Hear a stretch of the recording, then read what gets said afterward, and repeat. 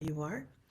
And I invite you just to take a look around and look at who are these journeyers with you who are entering into the realm of story. And these aren't just any journeyers of story, right? We're not talking about people who are looking for story to sell you something or to market something or to harness the power to manipulate you, right?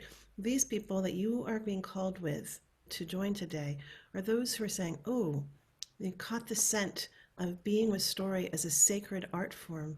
You've caught the scent of story as being something that connects and heal. You've caught the scent of story being connected to one of the oldest ways us humans have connected. And so it's nice to see who you're journeying with, from Ireland to New Zealand, from one coast to the other in the United States. So, and if you are on video, I'm going to ask you, if you're on video and you feel compelled to get up and move around, I'm going to ask you to do the courtesy of turning off your video. And here's why, a little fun fact about how the brain works. That one of the ways us humans have gathered ourselves to live as long as we have and evolved is that peripheral vision. And our peripheral vision, we saw the dinosaurs coming at us. When it gets triggered, we go into fight or flight. When we go into fight or flight, our reptilian brain comes in and we stop the same level of critical thinking. We actually stop thinking for ourselves in the same way. So television is a moving image and it actually triggers that same form of thought process. So just consider that in terms of how you take in your news information and are you listening to it? Are you watching it? How is it engaging your brain?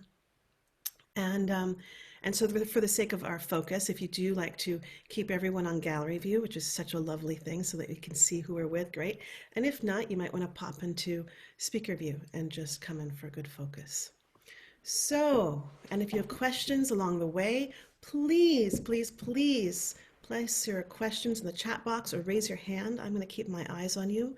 And feel free. There are going to be times when I'm going to ask questions. And I'm really asking. I love to hear your voice. Your voice is what deepens and broadens and expands our collective conversation. And so I'd like to begin by inviting you to close your eyes. To find and notice your body in space. Just notice, are you leaning forward? Are you leaning back? Are you collapsed? Are you off to the side? Just noticing. How is your body showing up in space today? And as you notice, what does that tell you about how you are meeting life in general? Are you leaning all the way forward and overextending? Are you sleeping back and waiting for life to come get you? Are you collapsing in on yourself? Are you standing so erect that you can't relax? Like I'm going to the shadow of all these, just to kind of play with it. So I'm going to invite you to maybe just move your spine around, do little circles with your spine. And what are we doing? But we're fine-tuning this extraordinary instrument for story. And just finding, what does alignment feel like for you? Not for someone else, for you. What does alignment feel like from you, from where you are sitting in your seat, in your home, in your part of the world today? And it might be as simple as imagining that there's a string on the top of your head and it pulls you up a little bit. So now you get some strength in your spine, your core gets lifted. And now you can take in a deep breath. And as you breathe in this nice deep breath, I invite you to breathe in with the energy of receiving the gift that you just gave yourself. This hour to luxuriate in this piece of the world that many of us don't get to collect around anymore, which is sacred storytelling, which is how to bring our gifts and our medicine in a generous way that connects us and others to each other during these times, which seem to be a lot of energy pulling us apart. This is a special group that's coming together. And so breathing into this gift of collecting with people who have similar values, who have similar perspectives, who have similar desire of how to live in the world while having radically different belief systems and radically different values and radically different ideas about the world. How we can share this time together around a story. And so as you continue to take in some nice deep breaths, I also to invite you to really wonder about what really called you here. You clicked on that button a while ago to register for this class, and now you're in here not quite thinking it's exactly what you thought it was going to be. And what was it? Are there stories inside you that are asking to get out? Is the muse inspiring you to tell the new stories of our time? Are you one of the few among us who's called to be a cantadora, one of those who's carrying the old stories?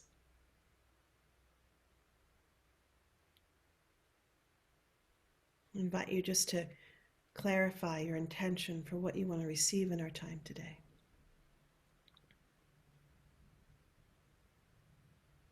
I'm going to give you a story. And you can receive this story with your eyes closed or with your eyes open.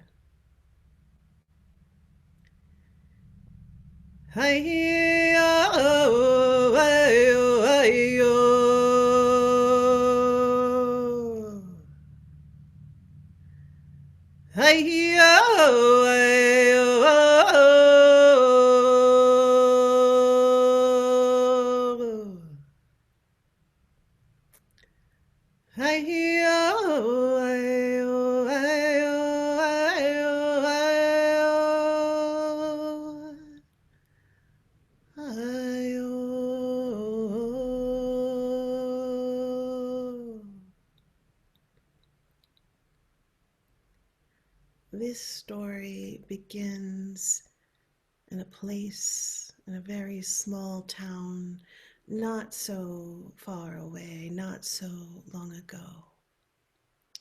And this story begins with two men who had the sense of desperation running through their veins, and they had a sense of longing driving them forward, and they had a sense of desire for something that they did not hold in their own hands. And that is what brings us to the beginning of this story that took place in Chico, California.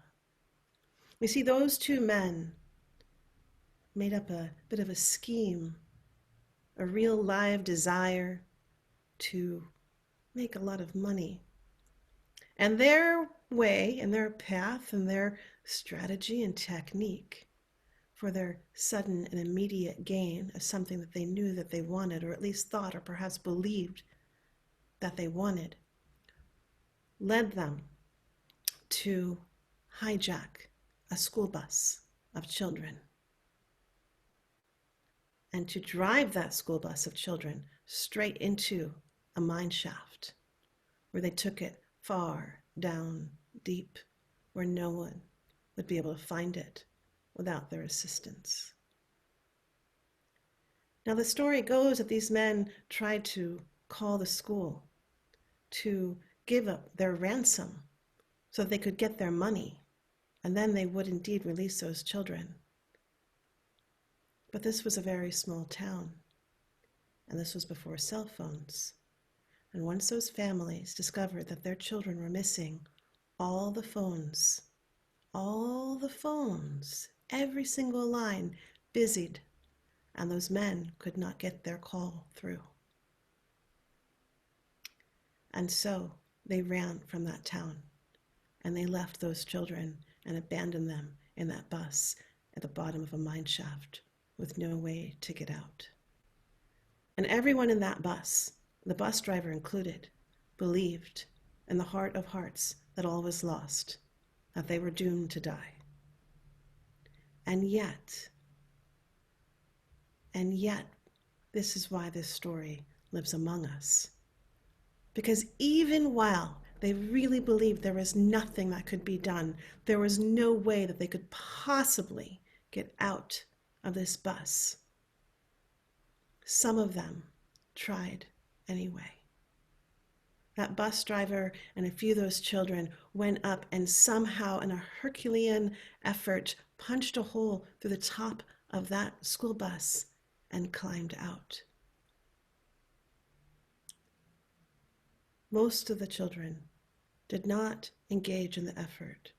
Most of them were down at the bottom of the bus, cowering, alive, taken over by that fear that there is no way out. A fear that is alive in the world that we now know. They've done lots of research about this situation, and they discovered that those who, despite all the efforts, despite all the information, despite all of the knowledge that there was no way out, tried to get out anyway, that those people actually went on to live well-balanced lives. They got married, they had children, they had jobs. They were able to go on. And those who did nothing, those who fear interfered with their will to live, did not go on to thrive in the same way. And I carry this story as both a cautionary tale and a medicine story, because here we are, living in a time of news and information, and some would tell us that there's no way out. And so I pray that this story blesses you, that the courage of those few children and that one bus driver who, despite all efforts, despite all the knowledge and information that there was no way out, found their way through their power, through their own purpose, through their own sensibilities.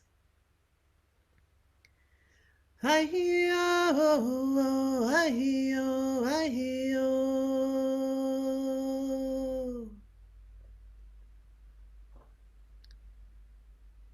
And so, welcome to our place of sacred storytelling today. And so what I do is I invite you to take a moment and just consider, where are you living in this story today? This is an old practice that we do to talk back to a story. Where are you living in the story? Where are you finding yourself in the story? Some part of a story will kind of light up, and it's a part because maybe we liked it or maybe we didn't like it. I like to play with those parts. Maybe something's really attracting us, or maybe something's fueling us. Maybe we disagree with something. So if you feel called to, just to place in the chat box, where are you living in the story? I'm going to invite you just to consider that. And this is an old practice. This is called feeding the story. It's when you feed the story that just fed you. And meanwhile, I'm going to proceed in our class, and we'll come back and we'll visit those things. I want to begin with not just a story, but also a quote. And this quote says, we think we tell stories, but stories often tell us. They tell us to love or hate, to see or be seen, and often, too often, stories saddle us, they ride us, they whip us onward, and they tell us what to do, and we do it without questioning. The task of learning to be free requires learning to hear them, to question them, to pause and hear silence, to name them, and then become a storyteller. That quote is by Rebecca Solnit. And I love that quote because it speaks to the journey of the storyteller. That the very first thing we need to do is we need to be able to spot a story. We need to be able to see it coming for us. And then we need to be able to question it. We need to say, well, where did it come from? And then we need to really identify, what is it in service to? And we're going to talk a lot about what is a story and what is a sacred story. And then we're going to focus a little bit on working with story as a tool for healing and for transformation, both for the individual and for the collective. I'm going to come back and see what you guys are saying in terms of where are you living in that story. So Angel's saying, I lived in fear like those children on the floor for a very long time. It took me a lot of work to get up and out of there. Right? And so with Angel, if you were to tell that story, what would it be for you to tell us what it took for you to make that journey? And we're going to talk a little bit about a medicine story, a wisdom story recipe at the end of this class where you can do just that. Imelda's saying, I think I'm a mother in that story. Oh, right, the one that's caring for those that are missing. Susan, I'm climbing out into new adventures. Beautiful. Daniela is saying, I'm trying to exit the bus and find my way out. Right, and then what does it take to be looking for the exit? Cammie saying, I like that the phone lines were all done. We're all done. Down connecting with one another in the face of something uncertain. Right, so you're finding that connection. Isn't that fun just to see what different people tune into? AK is saying it's a bus driver and kids are making a way out. And Sarah's saying I'm finding the way out to life. So there's a lot of theme in terms of what people are there is a theme that a lot of us are connecting to. Mandy's saying I'm fighting with the idea that anyone could put children in a cave. I know, right? But isn't that great that sometimes we'll get caught with such an idea, right? She said, Mandy said, I'm fighting with an idea rather than, and sometimes just the concept can stop us from getting to the story. I'm not saying that happened to you, Mandy, but you did just kind of show us something beautiful that can often happen. Gailey saying, I'm resonating with the bus driver and the brave souls who chose to find a way out and live and thrive. I can't keep reading all of these because there's so many of them. I love this. But what I do love about this moment is that all of a sudden you can see here we are, from around the world, gathering in, and so many different perspectives, so many different things are being seen. So many, it's like the story is this great kaleidoscope. We'll all hear and see and hone in on certain things, and yet there's certain themes.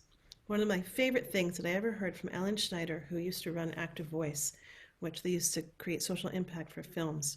But one of the most amazing things about story is they give people of different perspectives, different values, different belief systems, a shared experience. They have something in common. Okay. So I'm going to read you one more quote because this one's just really calling to me today. My cousin Helen, who is in her 90s now, was in the Warsaw Ghetto during World War II. She and a bunch of the girls in the ghetto had to do sewing each day, and if they were found with a book, it was an automatic death penalty. She had gotten hold of Gone with the Wind, and she would take 3 or 4 hours out of her sleeping time each night to read, and then during the hour or so when they were sewing the next day, she would tell them all the story, and these girls were risking certain death for a story. And when she told me that story herself, it actually made what I do feel more important. Because giving people stories is not a luxury. It's actually one of the things that you live and die for. And that's by Neil Gaiman. So, I'm going to tell you just a few lines about me. And then we're going to dive into this. My name's Leah Lamb, and I am a devotee of sacred storytelling. And I started out growing up on a farm in Vermont, and I think that's really where my listening began. It gave me a lot of time to wander in those wilds. And I began to understand the saviorship, the escapism that stories can offer, and the allyship. I would go so far as to say allyship rather than escapism, because I went on to move almost every year of my life. If you've ever gotten to be the new kid in town, you know it's a rough gig as a kid, especially if you're doing it every year. And I found myself deep in stories because they are what saved me and protected me when the kids weren't so kind. I began to understand the responsibility of storytelling when I was a teenager and my best friend in high school committed suicide. And I went to that place that I had known so well, that had saved me in so many other situations. And I wrote about it. And that play ended up winning a spot in a playwriting festival and was produced. And I didn't understand that what you put out into the world, it calls it right back to you. And that's what I understood, that responsibility. Because as I shared my grief, and as I shared my own desire to make sense of something that didn't seem to make sense, I then brought myself to the threshold of holding that same grief and wonder with so many other people. I began to understand the power of storytelling when I worked at Al Gore's television network, and I produced and hosted the Green Channel there. And for many years, I'd been very much in the desire to give voice to this changing environment in this planet, and I wanted to be part of a global, uh, that global movement that was happening. And I began to understand that this drive to give people the information, and I really believed it was you give people the information that would move them to inspiration, that would move them to motivation, that would move them to activation. Now, if you're sitting here having a bit of a glazed stare at me, you might realize what I soon learned, that I actually was asking the wrong question. It wasn't about information. It was about story. And that's what the data showed us, that people actually responded to story far more than information. If you want to take it even further, if you look at all the studies of how the human mind works, we actually can't process numbers. Numbers are a very powerful symbolism, and they're a language all their own. But as humans, we make meaning, we give context through story. And so I understood that to have the kind of impact I most desired was going to be through story.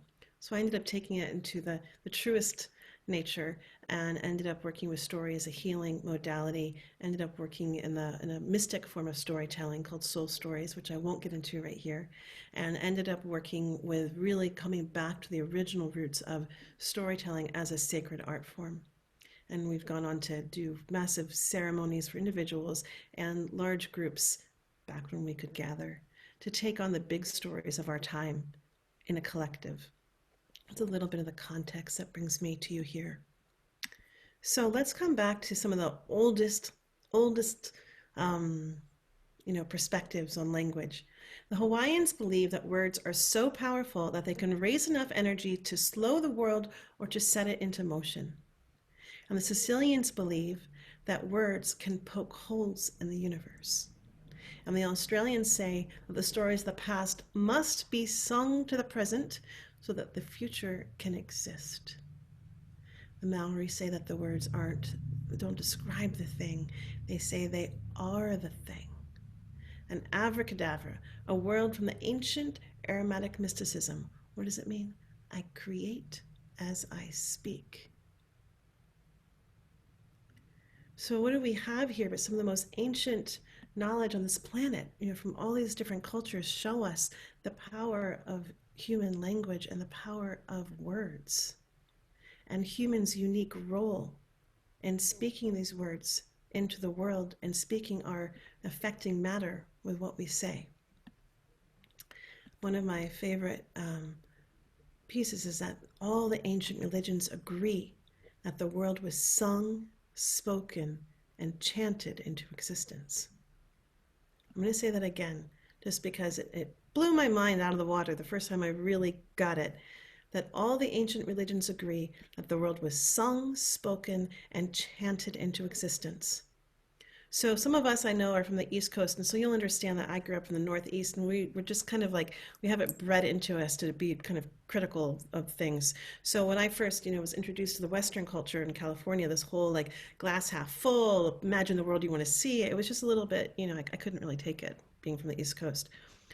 But when I started to understand that there's something rooted in this ancient understanding of it's not about ignoring what's there. It's not about being in a state of fantasy or false glamour, but it's about understanding the power of your word and how powerful your heart is when you match it with your intention and your will and your language and how you can shape the world around you. And if ever we are in a time of seeing this play out, it is very much right now, especially in the United States, everywhere. But I think in the United States, it feels a little bit more amplified to us right here, right now. But it always feels like it's amplified to us right here, right now, so I can make fun of us. Okay, so, and one more quote, because I see that you guys are enjoying the quotes. This is from Stephen Jenkinson.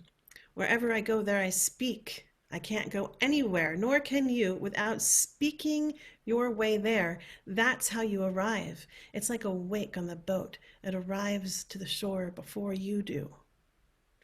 So language is an exquisite tool in which we are made.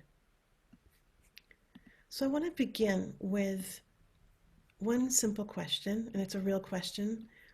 What is a story? What is a story? And you can raise your hand. You can take yourself off mute and speak, or you can put it in the text box. Sarah, are you raising your hand to speak to what a story is? I raised my hand because I missed the first quote you said because I was typing my response to the story. I will put all those quotes in the chat Okay, box at the great. end, I Thank promise. you. You're welcome. Thank you. What is a story? One of the things that we can, okay, so Taj, I hope I'm saying your name right. Taj, tell me if I'm not. A prayer that can birth new possibilities. Wow, how gorgeous is that? To speak of story as a prayer, right? So now you're also speaking to something that it has intention, right? It has intention and it has impact and influence on the future, is what I'm hearing in that piece. Imelda is saying a way of expressing a reality, right? So stories, you can time travel, you can location travel, you can reality bend, you can do all these things, and you can actually share different realities together.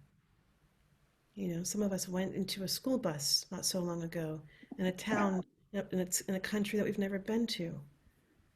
We shared that reality for a few moments together.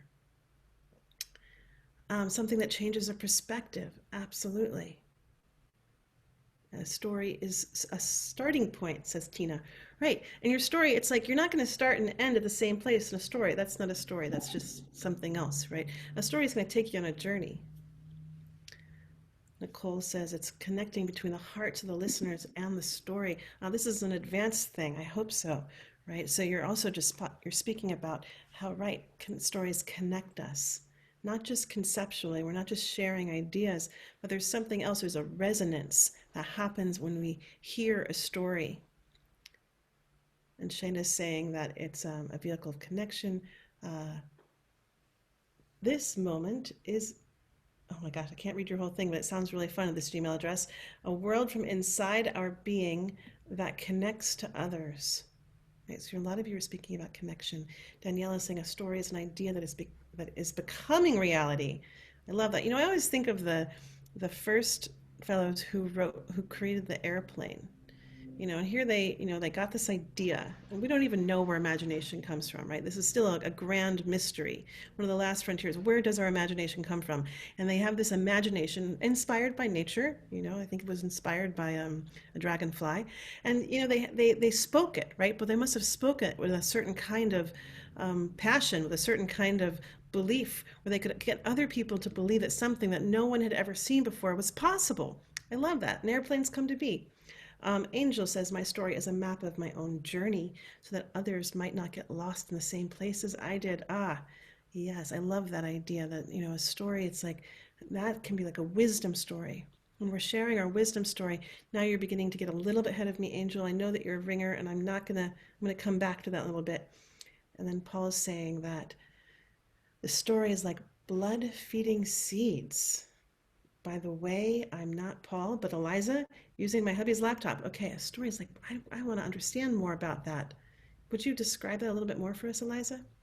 Melanie's saying a story is a safe place. You know, I love that, Melanie.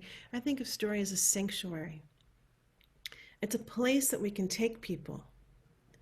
And if you've ever gotten to be in a room recently where you got to tell someone a story, there's something that happens to everyone in the room, their nervous system. They kind of just like sink back and they get this childlike look on their face, and something happens. And we get to go somewhere, and there's this kind of caring and there's this tending that is, it's such a sweet place to get to be with people. And so I do think of that. But not only is it a sanctuary, but it's a place where people can explore their consciousness in the absolute privacy of their own mind. You know, where did you find yourself in that bus story? Were you were you the hero? Were you someone that got stuck in a victim role? There's no right or wrong answer, right? But the beauty of a story is now we can back up and we can see ourselves. And we can be, oh gosh, wow, I can see how I'm living this story. Do I want to stay in that role? And now we get to start making choices. So there's a sense of sovereignty that can come into our experience and our expression in life when we really understand how to work with stories. Um, okay. I love that you're so, sometimes I can get on here with this many people and nobody says anything. And I so appreciate how much you're bringing to this. I can't read all of them. I'm going to come back to, well, we'll go back to Eliza's because that was such a point of wonderment for me. I feel we are born with stories, but instead of going with it, we can hide. So when we wake up, the Spirit brings us to that seed and helps us find the saplings. Oh, gosh, we've got a poet among us. I love this. What a beautiful metaphor. Thank you. I think that I always say there's a quote that I have where you don't decide who you are, you decide how you choose to express yourself. You don't decide what you are. You're born to what you are. But whether or not you let the truth of yourself emerge, that's the journey that you take. That's the journey that you go on. And how we tell our story and what stories we choose to tell or not to tell, or what stories we choose to carry or not to carry, can absolutely wholeheartedly influence if we can activate that. All right, so I'm going to go to a very unpoetic expression since Eliza has taken us to this wonderful element. And I'm going to say that as we understand that humans often express themselves in relationship to the latest technology, and our technology of our time are computers. And so uh, um, let's then say that a story is an operating system. And it's an operating system that affects our belief systems, our values, and what we believe is possible. And I would also say that they are operating systems that have the capacity to infuse us with courage, with compassion, or with fear. They can have the shadow or the light. They're very powerful. So now, what if we go into the space of, if that's a story and we understand it as that and that structure, and you start looking at, okay, how do I look at my whole world and understand that I live in a world of stories, and come back to what were the very first fairy tales? What were the stories that your family told you? How do those affect your belief systems? How do those affect what roles you think that you could play in the world, or what opportunities you might have in the world, or your what you expected from relationships or from marriage or from a job? So we can just start looking at it that whole way. Now let's start talking about, what is a sacred story? What is a sacred story? How, how is it? How is it different? I'm going to go back and write. Amy says not all stories are safe places. Amy, I'm gonna pull on that thread a little bit. I am working on a big project right now called the listening tour. I'm meeting with different indigenous elders from different cultures, because I wanted to hear these old stories that were designed to guide us through these times. And someone I was just talking to said, I'm never going to repeat any of those old stories. He said, they're dangerous stories. I'm doing everything I can to get away from them. This was a young man. And so I really think that he wasn't talking about all the stories, but he had a certain kind of wisdom. He said, I'm here to create a new story. The rest of that story, which I'm going to tell you just because it's such an extraordinary story, that young man was from the Laguna tribe in New Mexico. And I think that there was a real knowledge. He said, it wasn't just that he wasn't want to repeat the stories that came from his culture, but he said that stories get damaged when they're left living through a culture that's been oppressed and colonized, that they're not their original selves. And he didn't want to be the part of a legacy that continued that.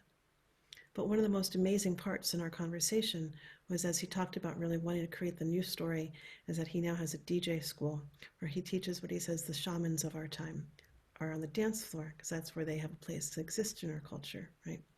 Loving your smile, Kelly. And so as we listen for that, then I'm like, well, gosh, this is amazing, because you realize that you've actually lived your way straight into one of the oldest prophecy stories, which is that when people of all the different colors dance together, then peace will be among us on earth. Right? We almost can't resist it if, when our heart is so alive in the work. Okay, so Imelda saying a sacred story can inspire the soul. Right. Okay. So now we're talking about that it calls out our life form, right? So sacred story is infusing you with something. It's not going to leave you wanting to kill yourself or depressed or hopeless about the state of the world. So I'm asking you now to put yourself on alert when you start taking in the stories of our time. Is it a sacred story? Is this something that is really here to serve life thriving? Um, a sacred story is a story that contains an original wisdom, says Michelle. You know, I can't use your words original wisdom, but what I will speak to is a universal truth. You know, that thing where we kind of get that inner nod, where I understand a sacred story. It's a story. When I tell you a story, it's not about me, it's about us. Even if it looks like and sounds like it's about me. Because what is it woven out of but this intention to be stepping on the path of elderhood, stepping on the path of tending to those who are coming in front of and behind you, understanding the power of your voice, and that you could, in this rare one moment, give someone that very special infusion that they might carry for a lifetime, and that they might call in on the most desperate of moments. So that story isn't just about you. It's about all of us when you're talking story with that kind of intention. Um, the sacred story is the beauty of each of us, no matter the damage. It's right. You know what I love about sacred stories is that I call it wholeness. You know, wholeness and holy, same origin of language, is that we have this capacity as storytellers to not get stuck in thinking or in continuing the illusion that life can only happen one way or that there's only one truth.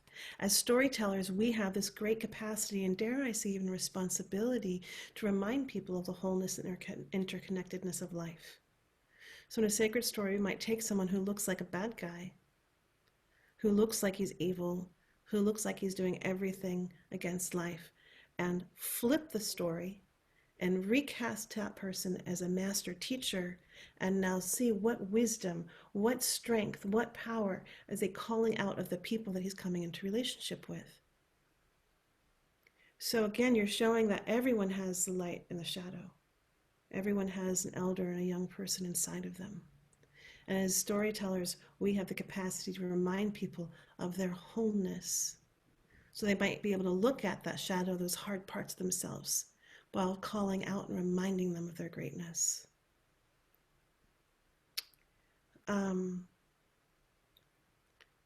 Mary's saying a secret story is project wisdom, healing, and connection. Right? So they have these things inside of them. They have healing, they can have connection. One time I spoke at this big event and they said, Leah's going to raise our consciousness. And I was like, oh God, you know, I can't raise anybody's consciousness. You know, I can create a space for you to explore your own consciousness. And then you're going to get to pick your own journey. And that's one of the things I love about storytelling is that it invites a kind of sovereignty in a time and in a world that doesn't necessarily promote that. So, you know, being in the United States, the self-help movement is huge. So anytime you have anything wrong, you go to Google and you look for someone to give you the answer for how to fix it. You know, you no longer, there's not a big culture of going to elders or going to other people who are further down and have actually lived it. Just go to Google and find it out. But in that also is a lack of that relationship of going into yourself and understanding, do I have this answer within me? Can I call forth this answer? Can I go to others for guidance? What I love about when we start talking story to each other with the way and intention of calling out each other's wisdom and knowledge is that, you know, you tell the story of something and someone can find their own answer inside of it. So those are these teaching stories. Does that make sense to everybody? I'm seeing nods. Okay, Betsy's saying it's dancing together. I'm going to give a great example of a teaching story, which I heard this story when I was at Pioneers, which is a beautiful environmental conference, and they had these tents where they were holding places for, it was indigenous storytelling. And there was a young man there, and unfortunately I just walked in to hear this one part, so I don't know his name and I don't know his culture, so all I can do is carry forth his story. And he was talking about how his young 3-year-old son was always acting up when they went to ceremonies, cutting in line, taking food off of other people's plates, and he was so embarrassed. And he hated always going, no, no, no, no, no. It was just a mess. And then he realized that he'd forgotten to call on this old practice of teaching stories. So when they went home that night, they created a story of good otter and what good otter does, and bad otter and what bad otter does. And then when they went out and around the home, he was able to call on the story like a nanny, like an assistant, to say, oh, are you being good otter or bad otter? Completely changed the conversation between that parent and child when all of a sudden he was calling on the allyship of this teaching story. And the boy was able to come into seeing himself and how he wanted to live in his own story. I love that example. Um, right, so, Amy's saying that a story elevates the whole of humanity. Um, And Michelle's saying, please speak more of the path of elderhood. Well, I'll see if I can get a little bit more to that. But Stephen Jenkinson, if you really want to study someone who has committed himself to teaching just that, I would go find him. A sacred story can be a message from the realm of spirit with a message of healing and wisdom, says Gali. Okay, there you go. I'll stop right there because there's so much more. Um, so to me, what I understand is that a sacred story, it has a life force inside of it, right? It has a life inside of it, and that life feeds us. That means that you can tell a story about the Holocaust. You can tell a story about very frightening and scary things. But there's something that happens. One, it's a sanctuary, right? You've brought people into a safe place. You have assured them of your guidance. You will take them, they know your intention in your heart.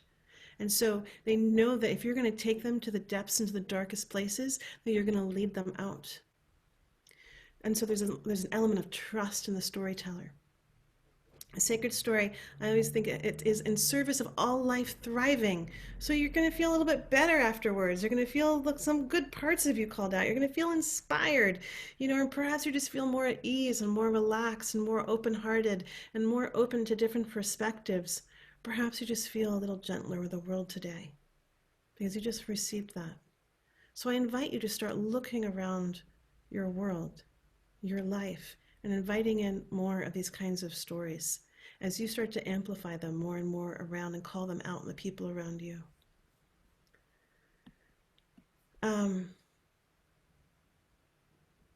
What I understand about a sacred story is that it has a life inside of it. And it's, we could also say, I'm gonna weave out just a little bit and say, what is a myth? Do we have anyone who knows about myth? Does anyone know the official definition of a myth? A myth is a story that has no author. It has no author. And so now, coming back to that original teaching from all the ancient religions that the world was sung, spoken, and chanted into existence, now we can start wandering down the path that our dear, oh gosh, please don't let me forget his name on this moment because he's so worth quoting. Sometimes it happens. The names escape us. I'm going to try to call it back. He wrote The Wisdom of the Myth Keepers. Sean Kane, there we go. And Sean Kane speaks to what are myths, but they are the earth speaking out loud.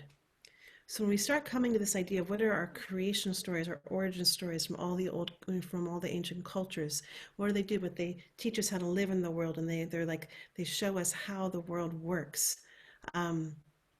Then when we understand our unique role as humans and having that these stories have spirits in them and that they're alive and that they in their very existence as our interconnectedness with this life, with this planet, with this earth.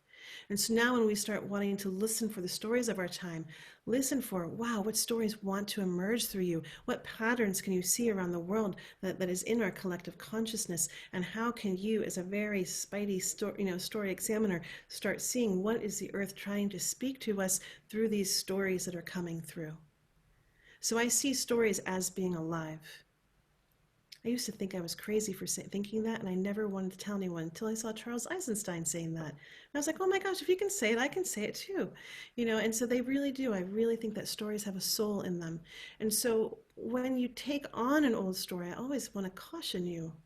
If you are one of those people that chooses to carry an old story, it's like be aware that you are carrying the life, you are inviting in the life of that old story into your life, and it might start to live right through you. So I always say, be careful of carrying the old stories and come back to understanding what were they in intention to? What are they in service to? And are they aligned with what you are in service to? So as a sacred storyteller, as someone who's here, with the idea that you want to connect people from the heart, that you're carrying forward stories that will give wisdom, that will give medicine, that will create a way to live in this world, not just live and survive, but to thrive.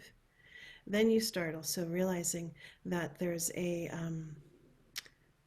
that responsibility that comes with that. So I would say that I would like to give you a recipe for telling your own stories. Would you like that? The one thing that I usually tell, and I'm just watching the clock and realizing that time is moving at a good clip for us today, and I like to finish on time, is that, oh, isn't that a great expression, on time? Here's a fun thing. This is why I love sacred stories, because they will reveal things to you that you might never even think of or seeing. So I wrote a big story called The Whale Dreamer, and a good portion of that story is told through the perspective of an old whale. And when she comes to the expression of on time, she's not on time. There's no such thing in her world. She's with time. She's in time. So she's in time, in the flow of time. I thought, oh God, it gave me this whole other way of looking at the world of like, oh, what does it mean to be a human that's always trying to stamp my foot on time, on top of something, rather than be with the true, authentic flow of the moment, trying to constantly crunch it and control it. Just, that's what I love about storytelling. You can just take this little thing and poof, flip it. Okay, so and the opposite that I would say about a sacred story, and I usually go a lot on this, but I'm not going to today because I want to get you to this recipe, but I want you to keep an eye out for them, are zombie stories. And a zombie story is a story that does not have the life in it, does not have a life or the soul that is here, or the muse that is here to serve us. So that sacred story, she's got the muse in her, she's got the ancestors speaking out loud, she's got the earth speaking out loud. She might have that divine creative life force, we all have a different name for it. Okay, so there's a liveliness. Zombie story, you hear it and it might suck you out a little bit. It might leave the essence of fear or depression. It might take something from you in a very subtle way. It might manipulate you. It might make you think that you need something else to be the best version of yourself. Okay, so we're surrounded by these. So I invite you as sacred storytellers to really be able to start putting on these spidey eye glasses and looking at stories and saying, is this a sacred story coming for me? Or is this a zombie story coming for me? And not that you have to run from any of them. You don't need to, because you can duck and dive and do some cartwheels, but you can, as you see them coming for you, you can just slightly maneuver and go, I'm just going to let that one go right on by. And this is such a tricky time in our time, right? Because it's like there's so much news and information, there's so much wondering what's real and what's not. And it's not a time to be avoiding the stories that we don't want to hear. But it is a time to be wondering who's telling them and what are they in service to. Okay, so here we have a story recipe. So let's say you're going to tell a wisdom story. We need wisdom stories. You begin with finding that really crappy time in your life. This is a horrible time. It was just miserable. You never want to go back. It really sucked. And you need to be at least 6 months to a year or two on the other side. I was just listening to David Sedaris talk, and he's saying, I just love it when really bad things happen because I can always make it into a story. And that's a great thing about a storyteller. It's like it's all just material that's going to make for, a greater part in some other part of your life. And even when you're in the middle of it, it's really bad. You're like, it's great. You're just giving me more life experience to make me a richer storyteller. So, you can even find a way to be grateful in those strange moments. So it's a hard time. Thank you, Kelly. See, that's why I like looking at you, because I get fed by you guys. So when you're in this situation, you have to be a good 6 months to a year or two past it. And the key thing is that you have to have some perspective. Now, there's a time when we take on a story and we're right in the belly of it. There's this when we're just trying to make our way through, or we can't get our way through. And that's a specific kind of story, and that's called a medicine story.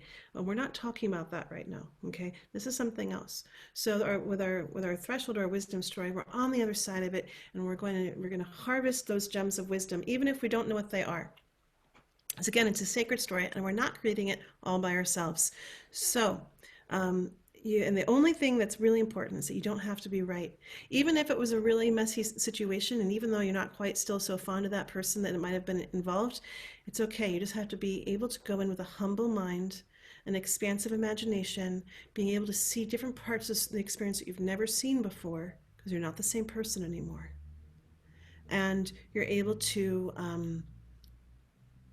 recast the situation. Okay, so you've got your situation, you're on the other side, and you don't have to be right.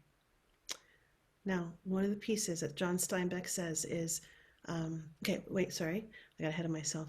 Where does your story really begin? Step one, where does your story really begin? The archetype of the storyteller is the spider. So she's our weaver of the worlds, our weaver between time and space. She's connecting the dots. It's not just I went to the post office and I picked up my mail and here's your story. No, no, no.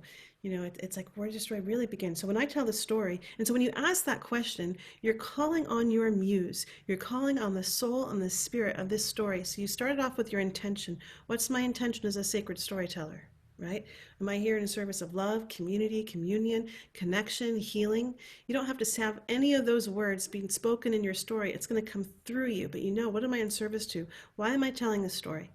Now, you're saying, okay, where does my story really begin? And you open into that idea of expansion, of being inspired. And this is where that life, the story, the muse can start to speak through you. So here's the biggest trick to these stories. Your ego gets the day off. You don't have to know the story. You're going to have your own story revealed to you in a way that it's never lived before. So when I tell the story about when I was diagnosed with thyroid cancer, that story does not begin on the day that I walked into that doctor's office and sat at his big old desk and he shoved over this huge chunk of a contract for me to sign. That story began when I was 4 years old. And on my wall was this gorgeous tapestry of this woman, and she was embroidered, and she had this beautiful dress, and she was giving flowers to all the kids in the neighborhood. And embroidered on that tapestry read, Leah. It said my name, Leah. Give what you have. To others, it may mean more than you dare to think. And I was a little kid and I couldn't figure out what give what you have to others it might mean more than you dare to think could ever mean until I was 30 years old, sitting across the desk from a doctor who had just said he was going to cut across my throat. There was a very good chance I could lose my voice. And then I knew what I had. See, you are connecting strange moments from your life, and you're telling the journey of a soul, not just one moment in time. Okay, so now you're going to that universal theme. You're going to that universal theme, and you're going to that moment of initiation. Now, most of us don't get to experience initiations in our lives. Many of the initiations of our cultures have been washed away. So now, as storytellers, you are bringing this back, and you're bringing back the context and the meaning, because that's what we're doing as storytellers. We're giving them context. And so this universal meaning, it's like when the story stops being about me and starts being about the human experience. So when I looked at this story, there I was, sitting at the doctor's office. And something you don't know about me was that I was a professional victim. And I had earned this role. I had willingly, or not willingly, but I had earned this role through many different life experiences. And so I knew the lines. I could out-victim story anybody in the room. And yet here I was in this moment with this man, and it was as if he was bringing me this beautiful purple pillow with the tiara of victimhood, just handing it to me. And in that moment, something in my soul snapped, and I knew that I never wanted to play that role ever again. And that decision coming alive with so much force inside of me opened up this little vortex in the room, and it was as if there was a window, and I jumped right through, not knowing what was going to be on the other side. And I started laughing. I started making jokes rather than crying. I had a new job, and my new job was every time I went to see a nurse practitioner, every time I had my blood drawn, every time I went to the hospital, no matter how afraid I was, my job was to laugh with people, was to smile, and to invite joy into a very unpleasant experience. So it's not like in that moment I knew that's what was happening, right? I didn't know what was happening. Someone else would have been like, "Wow, Leah, you've got some really sick coping mechanisms. This whole laughing thing." But in the perspective, when you start looking at what was happening on my soul journey, what was happening in my initiation, what parts of me, what is an initiation? But some part of you is going to have to be left behind, and you don't know what it is until you've already crossed the threshold and said yes. Okay, so this is part of you unraveling the great mystery of your life and giving context and meaning, so you can start throwing those breadcrumbs, like Angel said, over your shoulder, giving your own wisdom and guidance to someone else who's coming through. And it's not like they can follow your exact footsteps, but something you say might plant a seed, so when they're in their own moment, their own unique medicine might have that extra bit of courage or that extra bit of fuel to be fed in that moment. So the other piece that you want, and I just love, and we were speaking a little bit before, is recasting your characters. Take that bad guy and make them into your master teacher. Okay, I'm not going to tell this part of the story because we're running short, but take them and just look at them and say, okay, what if you made them not the bad guy? And you can practice this with anybody. We've got some great political leaders that are giving us so many opportunities to play this game. And so you take them and say, okay, if they were actually my master teacher, and if what they were actually do was here to call out some strength of mine that no one else could possibly do, wow, now who am I in the face of that? And how is that calling out my courage? How is that calling out my strength and getting me out of the role of being a victim? You see, it's just a slight shift of a perspective that completely changes your role in the story. Now,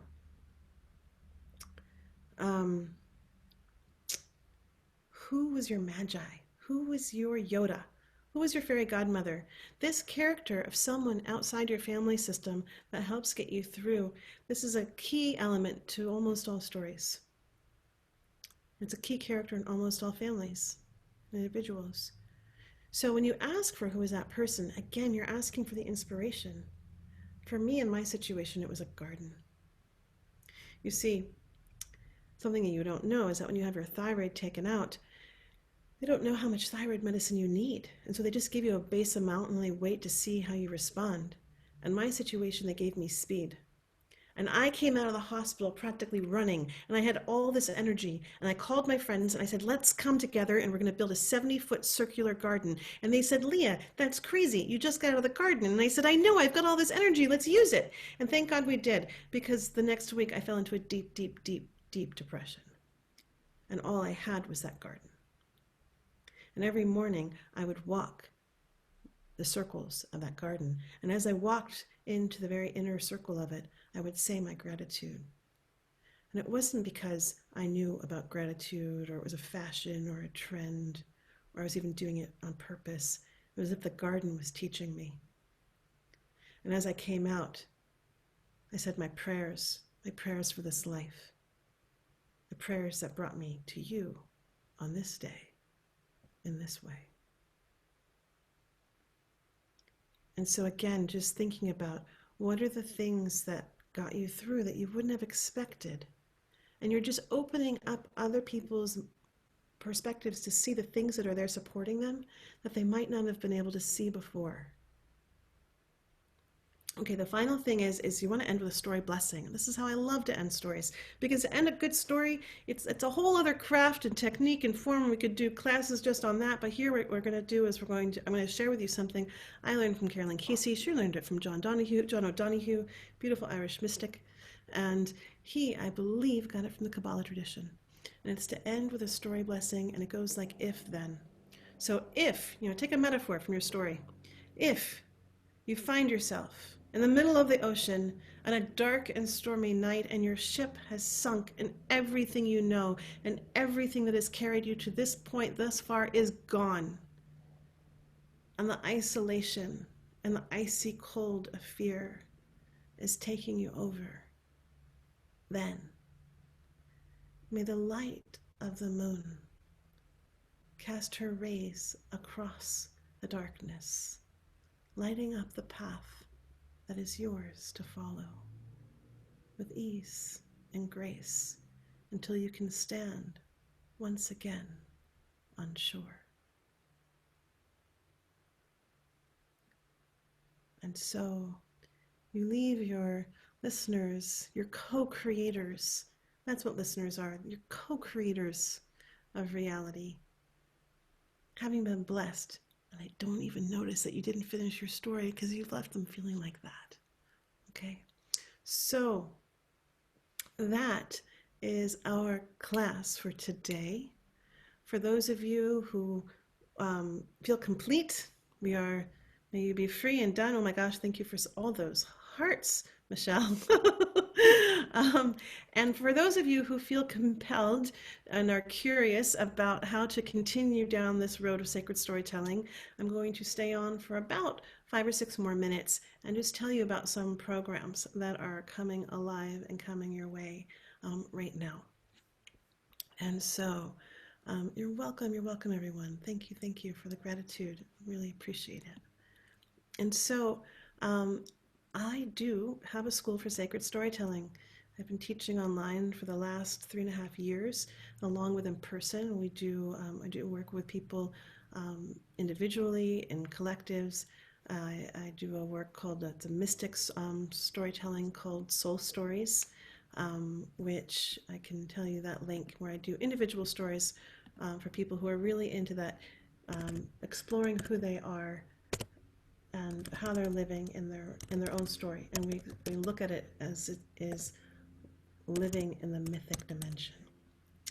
And it just so happens that next week, no, the 20th, and not so soon, but soon enough, I have a new course that is starting up. And this is part of a year-long program that I teach. And I'm just going to share my screen for a moment, and then I'll come right back up. And if you have questions, by all means, I'll be answering questions about today's class or these programs. So this is part of a year-long program. However, what I do is, because of these wild, amazing times, we now do them in 6-week and 4-week increments, so that you can come, if you want to become part of a long, big program, you can. But if you also just want to do the program that speaks most to you, you can do that. And this program is called Eros. And I really do see story as a sanctuary, as a temple. And so it's really about going deep inside of yourself. And the focus on this particular next course is really understanding your Eros, really embodying your power and purpose. And so the way that this is designed is unlike any other course you've ever been part of. I can tell you that. It's a 6-week adventure, and this part of the class is designed to go inward, and it helps you really carve out what art gets you to the content of your stories. And the way that we do that is we go through this wild expression of really kind of freeing and liberating the parts of yourself that might be in the way of your fullest expression as a creator. And what I understand about these classes is that we can talk about that in relationship to storytelling or pretty much anything, but how we create one thing is how we create all things, oftentimes, most of the time. And so we do this through an opportunity called Sanctuary, where on one part of the class, you actually get to transform a room in your house into a sacred space. And through that, you get to learn, all of these pieces of ritual, prayer, ceremony, and how to incorporate that into the sacred arts of your storytelling. So it's, as you get to do one, you get to see all things. And the reason why I picked this very unique way of approaching story is because I really began to understand that if story is the sanctuary and you are the temple keeper, what do you need to do to prepare you to stand so fully at that gate? So in this class, you will get a full 100-page guidebook, which is a psychic silence guide to be what it is to be a conscious creator. You get to go through these guided rituals. You'll have embodied practice. You get to practice with a live community, and these classes are live with me. And then we also have guest teachers in addition to that. So it's actually oftentimes 9 or 10 classes. 6 of those classes are with me. In addition to that, you get to have your own private group of greatness. And I love these groups. These groups will meet in addition to the class time so that you have people that it's like, I think of it as the needle and the thread. And each day we know each class we will poke a hole into a new part of your own thread of creation, and then your group will help sew it all together and it helps anchor it in. And it's also these people who are you really get to go on this journey with. In terms of what Eros is, I'm just going to stop sharing this because I'll um, I'll I'll just go through this because you can see, okay, blah, blah, blah. There's the guidebook. It's so much fun. And then I do want to show you your guest teachers who are amazing. Um, the way that Eros works is that it's a 6-week class. And again, it's there to prepare you. It's there to get to all the different parts of yourself that, and specifically in relationship to power and purpose. So each of these 6-week classes has its own theme. This one is Eros. So this is really for people who like, if you have a situation around your perspective. So how are you putting people on pedestals? How are you, above or below people? It's one of the very first activities that we're going to do in terms of how you relate to power. How do you source your power? How do you give voice to the things? What do you give voice to, and when and why? What are those gifts that are just yours, uniquely yours? And then how do you source your energy? And where do you leak the energy? So that you are really standing in the potency. And then by the end of this class, you will have mined the gems of your own life experience. And so you're really ready to activate your voice and your stories. So in this, you get 6 live interactive classes with me. You get 3 live interactive classes with guest master teachers. You've got that private great group of greatness. You'll be given lots of things to do in between, a private Facebook group if you choose to engage, and always permanent recordings of all the classes. Then you get 2 weeks off, and some of you say, all I want is Eros. Some say, oh, but now I want to tell the story. And so when you do them both together, this is not showing you the discount. See, I'm not a marketing person. But basically, when you do them together, you get $50 off of it. You can do just one or the other. If you take just wisdom stories, it's $250, and it's a 4-week class. When you take them together, you get $50 off. And so for that, that's a 4-week class, and we're going to come out and we're going to cultivate everything that you worked out in the Eros, and we're going to spend 4 weeks just working on one of those stories. So you're going to get to workshop it, you're going to get to have feedback, and you're going to have an opportunity to tell it in its completion and fullness. So our guest teachers is, bless you. Kristen Myers is an extraordinary, beautiful, profound woman, and she will help you create a sacred symbol for your space, which is kind of wild and amazing. And it's really about activating, opening another kind of creative channel. Marta Maria I'm so honored to be working with her, and she is a quantum healer. And she's going to lead us through these meditations, and she's just so powerful and potent, and someone who is very dear to me. And when I started really asking for who are the people that were going to be a part of opening up and getting to the channels that might be a little bit blocked or needs a little extra infusion, Marta Maria was the first person that came to my mind. And then this is Elaine Kalila. I don't think she's actually going to be with us, but she is one of our guest master teachers often, and she's quite extraordinary. So, okay, I'm not going to go through the rest of this. I will say if you have any questions, I'm here to answer them. Robin, I'm so sorry. Yes, we are just at the end of the class if you're just coming on. Are there any questions that people have about how that works? Yes, this moment. I'm Terry. Hi, Terry. So is this, you said it's for 6 weeks. Is it all of 6? I mean, every day? No, we meet once a week. Once a week. We meet once But a week there's, with me, and then on the weeks that we have guest teachers, you'll have an opportunity to meet a second time. But all of the times, does that make sense? Yes, so it's a set time each week? Yes, 9 classes in all. And here I can tell you what the set time is. I can go up there. Let's see, what does it say? I always have to look at this. Tuesdays at 10 a.m. to 12 p.m. Pacific Standard Time. Begins on 10 October. a.m. to 12. Okay, We started at 10 a.m. today. No, right. we started. Yeah, We, okay, I'm on East Coast time, so I'm very confused. Right. okay. So the time that we No, started, no, it's 10. It was 10 on the Pacific. Okay. So have you been to Whidbey Island? Just curious. I have been very briefly. Okay, all right. Because you mentioned the Pioneers. I wondered if you came here for that. No, I Okay, very fond of that part of the world. yeah. Thank you. You're welcome. Any other questions about the class?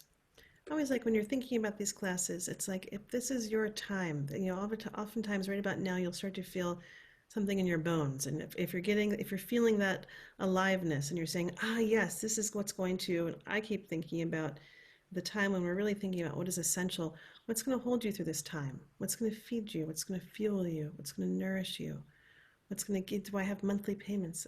I do. These are strange times. So what I did was I really tried to, if you see what I charge compared to other people, you'll see that I really do my best to make it as affordable as possible. And then for those who need monthly payments, I have that it's absolutely there. So when you click through to register, it takes you to the to the payment page. If you look over on the right, it says payment options. You just have to look a little bit more on the page with a little bit more detail, but it's there. And for some reason you can't find it, you can always email info@leahlam. And Katie is our alchemist of all great things, and she can help you figure out a payment plan. Um, the other thing that I would say is that I know Katie is awesome. Um, is that there's another program that is happening, and we're starting very soon. And there's just a few spots left in this program. And this is an advanced program, and it is for um, people who really feel the calling to be leaders and facilitators and how to work with story. Oh, there's 2 more classes coming up. See, it's quite a thing. So I'll tell you about 2 other classes. First, I'll just tell you that if you're really interested in working with story as a tool for healing, I have a one-day course called Tell a Bigger Story, um, which is called, Transforming Trauma, Unlocking Your Wisdom, and Alchemizing Your Heart to Tell Stories. So this is a perfect workshop if you are someone that is a practitioner and wants to help other people, and specifically working with story as a healing tool, or if you are someone who's had a traumatic experience and really wants to alchemize it and change and shift that story. I always say stories are like trees. They should be constantly changing because you are constantly changing. You're being changed by your stories. So this will really help you go through a specific process to come on the other side. I love this class. I love this workshop. The other thing that I was going to tell you about was the Artemis Circle. And I'm putting links to these in your chats. And this is that advanced course that I was just telling you about, which is really designed for, I'm going to go back. Melanie's asking, is Eros a class for beginners? Yes. It is for those who want to experience themselves as conscious creators in our time. So Eros is a really funny class where we work with story as a tool, as a modality, and as a healing tool, and we'll get to use the creative arts over and over and over again in different ways in your creation process to understand who you are as a creator. And then that wisdom stories is that class where you're going to get to tell your story. So I always like to tell people it's part of a larger program, and they're designed to go together, but you could take either one on their own. And then for those who are really saying, okay, I want to go into this very committed path, and I want to be with a group of just 13 people for 13 months and really go on the journey of becoming a leader and facilitator and working with stories as a healing modality, then there's the Artemis Circle, and that's for you. And it's almost full. There's not a lot of spots left in this, and the women in it are just spitfires. And it's really calling for Earth Guardians. You know, and these are the people who are really want to align with your power and purpose, and to really refine their skills as storyteller, but also as really, what does it mean to be so alive in our time and understanding the power of your world, your word, and the power to influence the world around you, and those who want to stand into facilitating others in doing so, and leading the way. So we do 4 main projects together over the course of this year.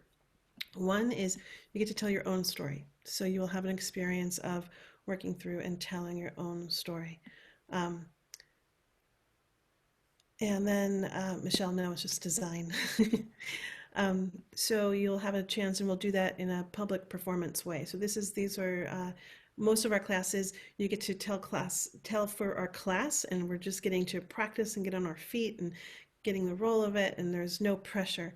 For Artemis, this is someone who says, okay, I want to actually come out and go through the experience of bringing my story to the stage, or in time of Zoom, to the screen. You will also have an opportunity to work on a collective project. So this is where we actually create a story ceremony for our collective. When we did this last year, we took on the old story of Medea, and we ended up creating a forgiveness ceremony for over 200 people in Berkeley. And we were really looking at what are the stories that have spells that were cast upon us? What does it mean to bring these old stories alive in our times? And what are they here to heal and transform and offer us? So we'll be doing this over Zoom in a very different way. So how do we bring these kinds of healing modalities in this space? This is an opportunity where you get to work and collaborate with others. Then you will also have an opportunity to have your own project. So there's something that you want to actualize in the world through story. Totally up to you. Might be online, it might be in your own physical community, but it's an opportunity to be supported as you bring this new thing into the world. And then finally, we'll be studying 4 old stories that will carry us through the seasons. So someone was asking us, this is an element of scholarship. What is it to have an old story lived through you and live it and know it so inside and out? And it's a different way of being. It's an older way of being with story when you spend that much time with just one story. So by the end, you'll also have an opportunity to carry forward these old stories with you. So that is Artemis. Can you do the wisdom stories and Artemis Circle at the same time? Yes, you can. There's someone else who's doing that as well. Can we do more than one at the same time? Yes, I mean, if you are in Artemis, Artemis is sort of its own program, and then the other basic one, which is the School of Sacred Storytelling, is for people who want to come in and get some bits, or I have some people that are in that entire program, but it's just a slightly different level of commitment in terms of how you're being asked to show up, if that makes sense. The first one is really just for you and your own cultivation. Artemis is giving you an opportunity to be seen in the world and what you're doing. Does that make sense in terms of a slight discernment? Okay. Any other questions? Okay, I'm going to leave you with a quote, unless I see any more questions coming on through. Yes, I have a question. Can you hear me? I can. Yes. If I want to do the first one, just to see if I actually can commit to the time in an already full life, and then decide I want to do the wisdom one, we bring your own story out, can I decide to do that after the first one? Yes, Great. absolutely. Okay, thanks. Thanks, Angel. I was typing to you instead of everybody. Thanks. Okay, thank you. You're welcome. You're welcome. You're welcome. I always say, if you, with people who register in the next 24 hours, I throw in as a bonus gift my library of over 30 hours of classes with guest master teachers. So that's everyone from, it's like getting 30 extra classes that you can just study on your own, with everyone from Michael Mead to Carolyn Casey to Stephen Jenkinson to, it's a Charles Eisenstein, all speaking about story and the sacred story and what it means to be carrying that art form in these times. Okay, let me leave you with a quote.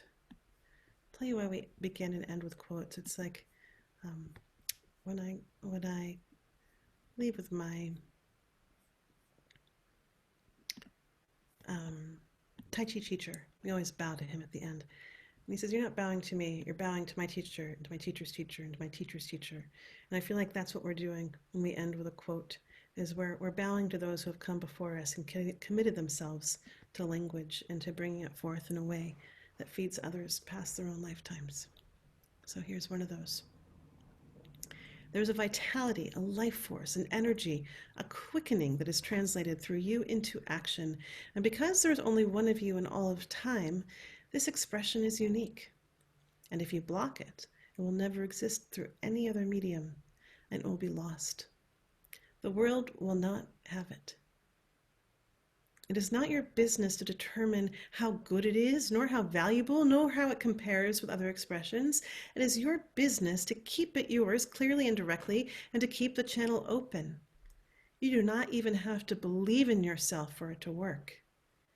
You have to keep yourself open and aware to the urges that motivate you. Keep the channel open. And that is Martha Graham, our mother of modern dance. And Elizabeth knew it, saw it coming. And I love that, because if that is, she was speaking through dance, but I would say the same thing through sacred storytelling. May the muse walk through you, and may you be fed and nourished as she visits. With that, I'll take us all off mute, and we can say farewell.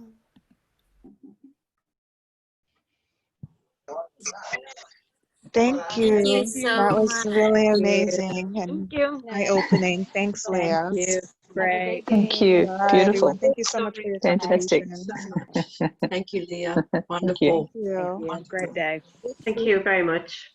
Beautiful. Is there a replay of this? Blessings. There is a replay. You will receive an email with the replay and the links to everything I told you very soon. Awesome. Thank And you the so quotes? much. The quotes. Okay, Sarah, let me get those The quotes right quotes now. too. I'm going to put them in the chat box for Oh, you. yes, the quote. Okay, Thank you. yes. All Thank right. Thank you. Thank you. Some of them I think are in the replay, but just in case we're here right now, let's seize the moment. Here is the last Thank one, the one you. from Martha. Does the chat box live Thank on? you. What's that? Does the chat box live on? Resident chat box. I don't do Zoom, so Yeah. No, it will not. Okay. Maybe take a screenshot of it. Yeah. There's the very first one from Rebecca. Yeah, that's if you're on your laptop or computer, Angel, where you can save the chat. But if you're I'm on on your my phone, you have to screenshot. Oh dear. Okay. There's the one from Neil Gaiman.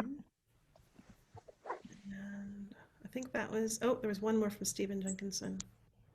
I don't usually put so much quotes in today, but I was so inspired to share all of them, I couldn't stop myself. Thank you. You're welcome. Thank you so much. Really appreciate you sharing these quotes. Hello, you're welcome. I now have a library of quotes, because when you find the good ones, it's so worth keeping. Okay. Have a lovely, lovely day. You too. Thank you. you. You too. Blessings. You're welcome. Thank Bye-bye. you so much.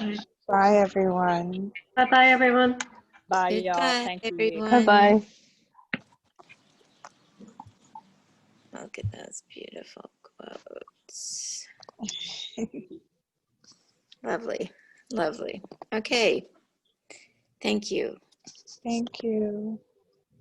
Have a blessed day. You too, everyone.